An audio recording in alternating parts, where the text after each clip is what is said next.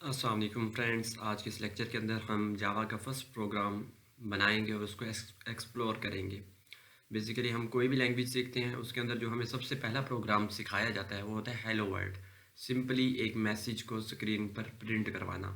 तो इसी प्रोग्राम को आज हम जावा के अंदर भी देखेंगे और साथ ही साथ हम इसको कंपेयर भी करके चलेंगे कि हम सी प्लस प्लस के अंदर जब क्लासेस बनाते थे या जब प्रोग्राम लिखते थे तो क्या ऐसी चीज़ें हैं जो नई हैं और इसके अंदर ऐड हुई हैं। जावा के अंदर कौन से सिंटैक्स ऐसा है जो सी में नहीं यूज़ होता था जावा में यूज़ होता है। तो आइए हम फर्स्ट लाइन को देखते हैं। सबसे पहले हमारा जो फर्स्ट लाइन है इसके अंदर आप देख सकते हैं यहाँ पर पब्लिक जो कि एक कीवर्ड है और एक्सेस स्पेसिफायर है वो लगाया गया है। और उसके बाद जो क्लास है ये भी एक कीवर्ड है। क्लास बनाने के लिए हम क्लास कीवर्ड लिखते हैं और ये भी यहाँ लगाया गया। और उसके साथ ही ये क्लास का नाम है जो कि हेलो वर्ल्ड, या आप कोई भी अपनी क्लास का नाम दे सकते हैं। आप नॉर्मली जब सी प्लस प्लस के अंदर क्लासेस बनाते थे तो आप यहाँ पर पब्लिक प्राइवेट प्रोटेक्टेड कुछ भी नहीं लिखते थे, क्योंकि सी प्लस प्लस हमें अलाउ नहीं करती थी कि आप क्लास से पहले कोई एक्सेस स्पेसिफायर लगाएं। जैसे मैंने यहाँ पर पब्लिक लगाया, ठीक है। लेकिन जावा के अंदर हम यहाँ एक्सेस स्पेसिफायर यूज़ कर सकते हैं। और अगर हम यहाँ पर कोई एक्सेस स्पेसिफायर यूज़ नहीं करते, जैसे मैं हटा दूँ, तो जावा के अंदर बेसिकली 4 एक्सेस स्पेसिफायर्स हैं, जबकि सी प्लस प्लस के अंदर 3 एक्सेस स्पेसिफायर थे, पब्लिक प्राइवेट प्रोटेक्टेड। और जावा के अंदर 4 हैं, पब्लिक प्राइवेट प्रोटेक्टेड, और जो चौथा है वो है डिफ़ॉल्ट एक्सेस स्पेसिफायर। जो डिफ़ॉल्ट वाला है ना वो उस वक्त चलता है जब आप कोई भी साथ एक्सेस स्पेसिफायर नहीं लगाते, उसको खाली छोड़ देते हैं, तो वो ऑटोमेटिकली डिफ़ॉल्ट एक्सेस स्पेसिफायर लग जाता है। बकाया जितने भी एक्सेस स्पेसिफायर हैं पब्लिक प्राइवेट प्रोटेक्टेड, इनको आपको साथ लिखना पड़ता है। तो मैं इसके साथ पब्लिक लिख देता हूँ, पब्लिक, ठीक है। और उसके साथ क्लास एज इट इज़ आप लिखते थे, और सी प्लस प्लस में क्लास का कोई ना कोई नाम भी लिखते थे। लेकिन सी प्लस प्लस में नॉर्मली ये होता था कि अगर हमारा क्लास का जो नाम है वो बड़ा है, उसके अंदर अंदर 2-3 लफ्ज़ आ रहे हैं, तो आप क्या करते थे, आप एक अंडरस्कोर से उसको सेपरेट कर देते थे। लेकिन जावा के डेवलपर्स ने क्लासेस को नाम देते हुए, अगर क्लासेस का नाम बड़े हैं, 2-3 लफ्ज़ उसके अंदर आ रहे हैं, तो उन्होंने जो एक सिंटैक्स फॉलो किया वो ये है कि वो एक तो ये कि वो हर क्लास के नाम को कैपिटल रखते हैं, ठीक है, जो जिसने जावा को डेवलप किया है। और दूसरा ये कि जैसे यहाँ पर 2 वर्ड हैं, एक हेलो और एक वर्ल्ड, तो उन्होंने जो इसको सेपरेट करने के लिए ना अंडरस्कोर नहीं लगाया, उन्होंने सेकंड वर्ड का जो फर्स्ट वर्ड है ना सेकंड लफ्ज़ का, वो कैपिटल रख दिया। जैसे ये वर्ल्ड का डब्ल्यू कैपिटल रख दिया।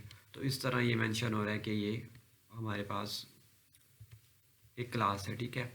और उसके बाद नीचे आप अगर देखें तो इसी तरह हम देख सकते हैं कि अगर कोई भी ऐसा लफ्ज़ आता है हमारे कोड के अंदर जिसका फर्स्ट जो ये अल्फ़ाबेट है वो कैपिटल है, तो आप उससे अंदाज़ा लगा सकते हैं कि यहाँ हमने क्लास यूज़ की हुई है। जैसे आप अगर वीडियो को पॉज करें और चेक करें कि इस हमारे छोटे से कोड के अंदर टोटल कितनी क्लासेस यूज़ हो रही हैं, तो आपको पता चल जा सकता है।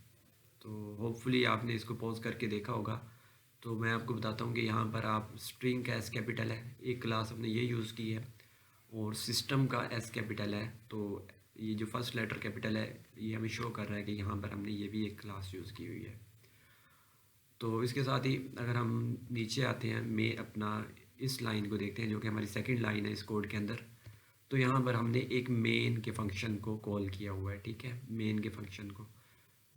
तो आप इसको एक बात दोबारा ऑब्ज़र्व करें कि हमने मेन का जो एक फ़ंक्शन है वो भी एक क्लास के अंदर लिखा है। आप जावा के अंदर कोई भी ऐसा फंक्शन नहीं बना सकते जो कि मेंबर फंक्शन ना हो। इस बात को दोबारा सुने।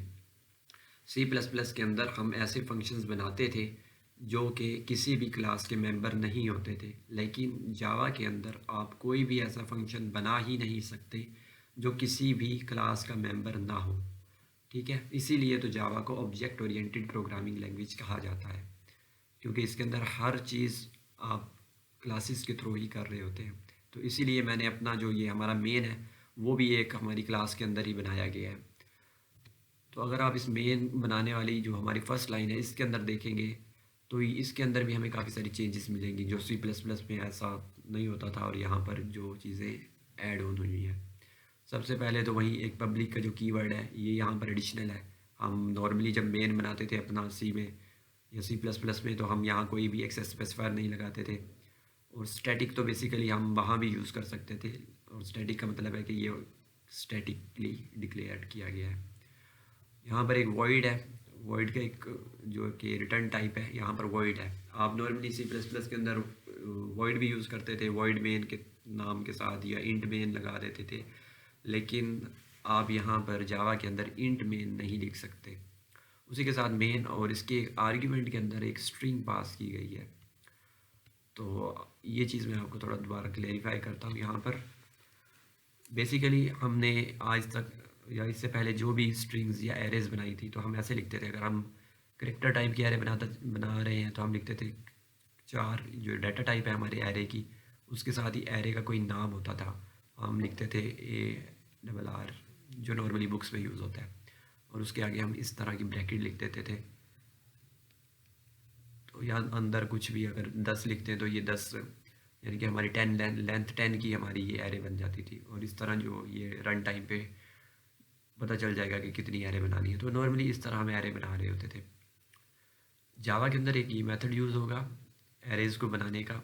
जो एक सेकंड मेथड होगा जो आपको मेन के अंदर नज़र आ रहा है वो ये होगा। जैसे मेन के अंदर स्ट्रिंग है ना, स्ट्रिंग डाटा टाइप, और इसी के साथ इसको यहाँ लिख दें ब्रैकेट को, और आगे इसका नाम लिख दें। तो ये भी एक मेथड है ऐसी, यानी कि जावा के अंदर।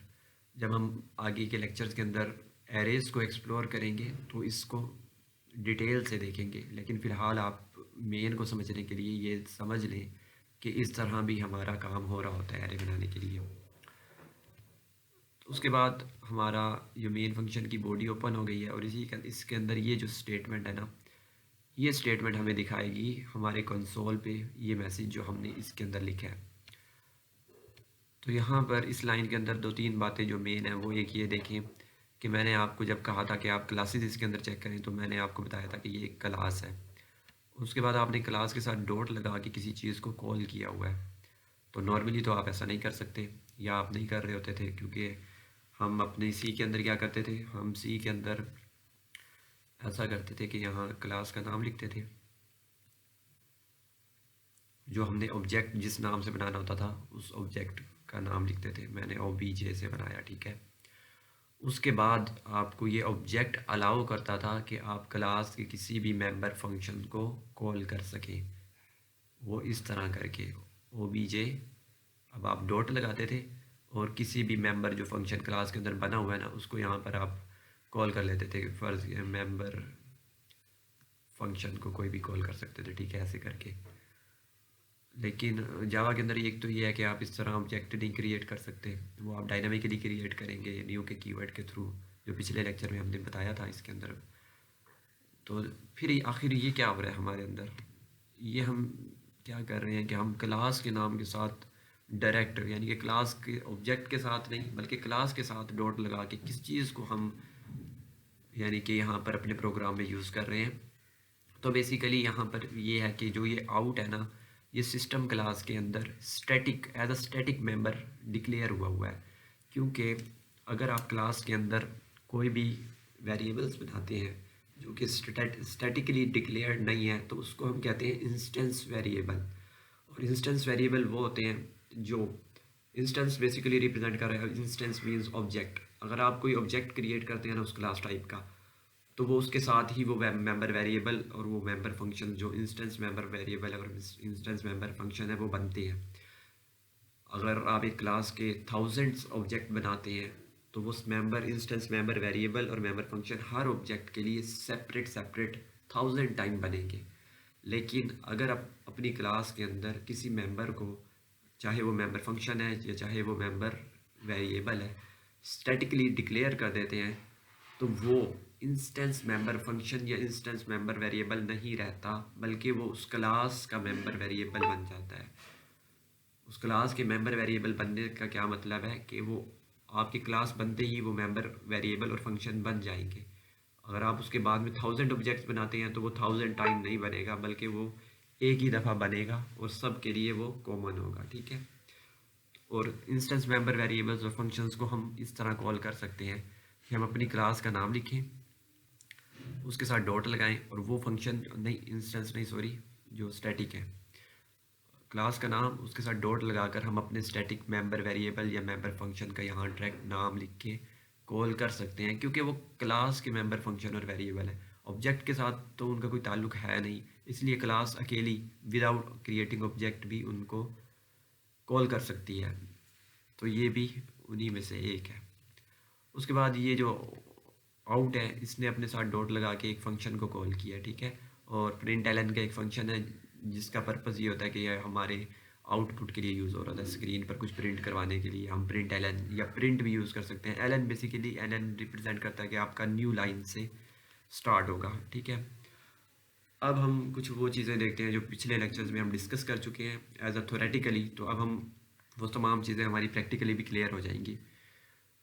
सबसे पहले तो हम अपनी इस फाइल को सेव करते हैं, फिर उसके बाद कंपाइल और एग्जीक्यूट करेंगे। फाइल सेव करने के लिए आप सेव एज पे जाएं।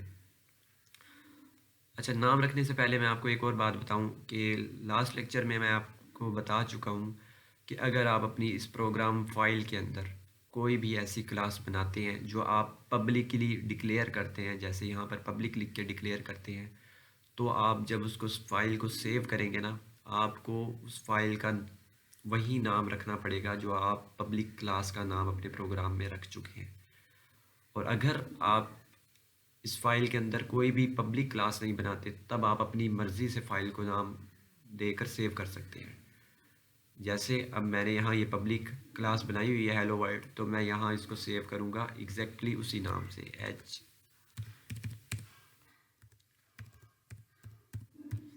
और उसके साथ ही क्योंकि ये जावा की फ़ाइल है तो जावा एक्सटेंशन दूंगा। और इसको सेव करने के लिए मैं अपने डी ड्राइव के अंदर मेरा कोड का फोल्डर है उसके अंदर सेव कर रहा हूँ। तो यहाँ पर मैंने इसको सेव कर दिया है, ठीक है। अब हम कमांड प्रोम पे जाकर इसको कंपाइल करते हैं और मैं आपको ये फ़ाइल के फ़ोल्डर दिखा देता हूँ। ये वो हमारी जावा की जो फ़ाइल अभी हमने सेव किया प्रोग्राम फाइल, ये पड़ी, ठीक है। अब हम इसको कंपाइल करेंगे। साथ ही एक और बात जो मैंने आपको थ्योरेटिकली बताई थी उसको आपको यहाँ पर प्रैक्टिकली देखेंगे।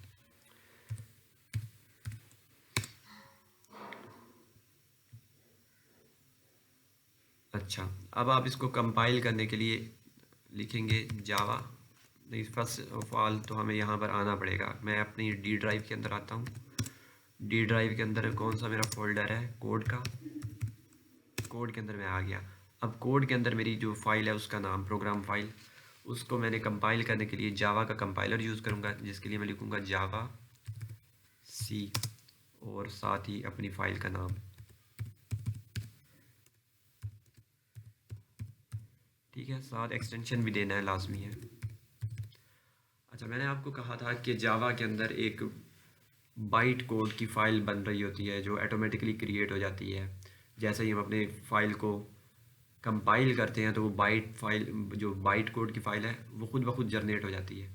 तो अब आप उसको विजुलाइज़ करेंगे। अगर मेरे इस फाइल के अंदर, प्रोग्राम फाइल के अंदर कोई एरर नहीं है ना, तो इसी एग्जैक्टली सेम लोकेशन पे जहाँ मेरी प्रोग्राम फाइल पड़ी है वहीं ऑटोमेटिकली बाइट कोड फाइल भी जनरेट हो जाएगी। मैं इसको एंटर करता हूँ और यहाँ पर javac hello world dot Java class names hello world dot Java are accepted if problem, इसके अंदर एक एरर आ रहा है।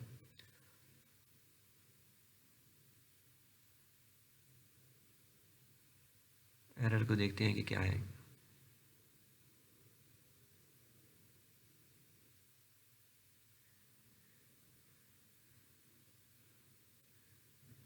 अच्छा जी, अगर मैं इस फाइल को क्लोज़ कर दूं शायद, तो फिर इसको देखता हूँ। दोबारा कंपाइल करता हूँ इसको, जावा सी,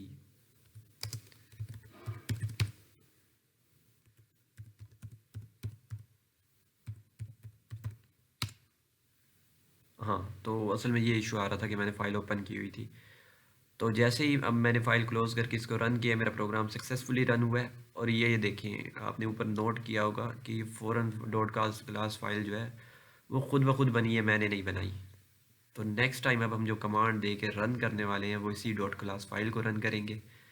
उसके लिए मैं लिखता हूँ जावा और अपनी क्लास का नाम, क्लास फाइल का नाम। तो तो इसको बेसिकली जैसे ही मैं यानी कि एग्जीक्यूट करूँगा तो स्क्रीन पर हेलो वर्ल्ड आना चाहिए। तो अब ये देखें, हेलो वर्ल्ड, प्रोग्राम सक्सेसफुल हो चुका है। Thanks for watching. आज का लेक्चर यहीं एंड करते हैं, अगले के लेक्चर में मज़ीद बात करेंगे।